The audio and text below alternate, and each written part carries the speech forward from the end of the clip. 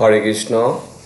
সনাতন ধর্মে বিভিন্ন টিভি সিরিয়ালে কখনো বিষ্ণুকে, কখনো ব্রহ্মাকে, আবার কখনো শিবকে ভগবান বলে উপস্থাপনা করা হয়।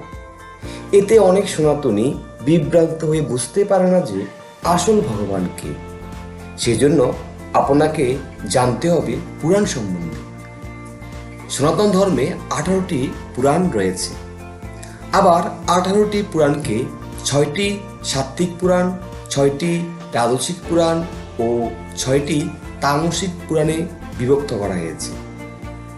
সাত্ত্বিক পুরাণগুলি 6টি, সেগুলি হল বিষ্ণু পুরাণ, নারদীয় পুরাণ, মঙ্গলময় ভাগবত পুরাণ, গরুড় পুরাণ, পদ্ম পুরাণ, বরাহ পুরাণ, যাতে ভগবান শ্রীহরির মহিমা কীর্তিত হয়েছে।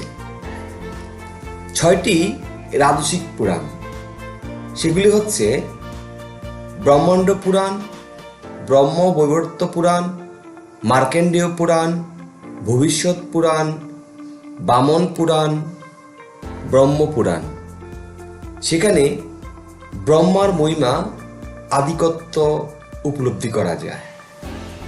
6টি তামসিক পুরাণ, মৎস্য পুরাণ, কুর্ম পুরাণ, লিঙ্গ পুরাণ, শিবপুরাণ, স্কন্দ পুরাণ, অগ্নি পুরাণ, যেখানে অগ্নি, শিব ও দুর্গার মহিমা অধিক রূপে কীর্তিত হয়েছে।